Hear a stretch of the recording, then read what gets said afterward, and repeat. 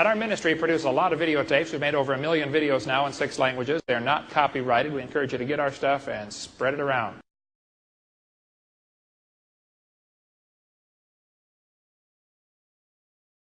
Many folks don't realize, though, we're getting x-rayed by the sun right now.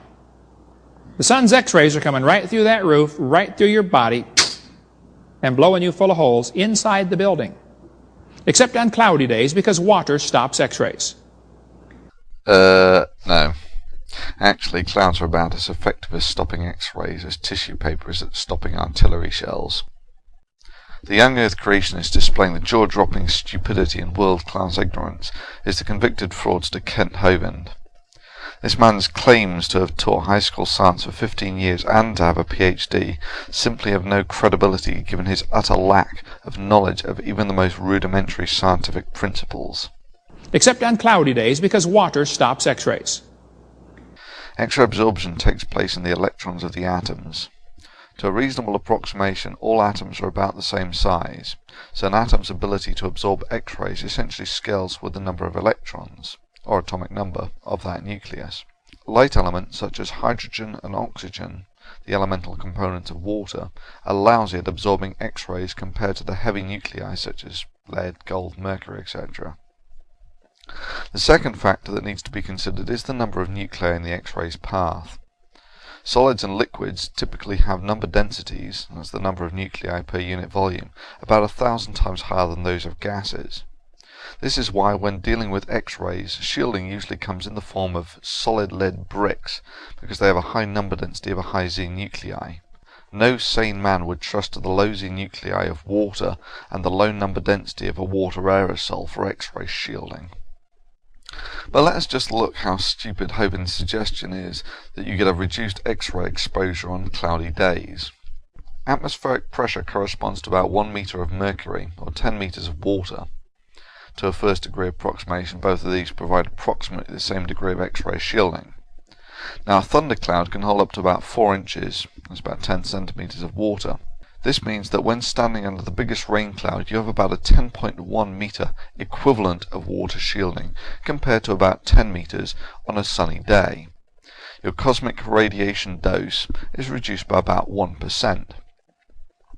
Hovind's ignorance can be further highlighted by putting this in the context of the background radiation we are exposed to every day of our lives. Cosmic radiation, most of which comes from the sun, supplies about 10% of the background radiation. This means that your exposure to the background radiation is reduced by about 1 part in 1,000 when you are under a large rain cloud. And your skin feels the full force of those X-rays. You're getting blasted with millions of holes all day long, every day of your life. Your body has to fix the damage. No big deal. You do it all the time. You don't even think about it. But after 50 or 60 or 70 years, everybody around you starts to notice you are losing the battle for damage control. Your skin begins to wrinkle up. Oh, you have got to be kidding me. Creationists think that aging is caused by X-ray damage. Even if we hadn't known the cause of aging for over 30 years, it must be clear to even the most menial of intelligence that this statement is bullshit. For instance, the giant tortoise is exposed to the same background radiation we are, yet they can live for more than 200 years. And aren't the trees under the same X-rays as well? Yet the bristlecone pine can live up to about 5,000 years. And under the waves, some of the shellfish can live up to about 400 years, while the pygmy goby has an average lifespan of a mere 2 months. The source of aging has been known for at least 3 decades and is related to the telomere, a DNA sequence at the end of the chromosomes that shortens each time the cell reproduces. This is, for want of a better word, the clock of aging.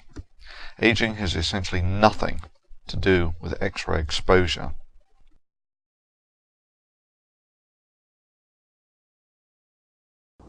The sun's X-rays are coming right through that roof, right through your body, and blowing you full of holes inside the building.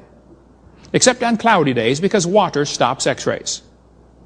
You're getting blasted with millions of holes all day long, every day of your life. Your body has to fix the damage. No big deal. You do it all the time. You don't even think about it. But after 50 or 60 or 70 years, everybody around you starts to notice you are losing the battle for damage control.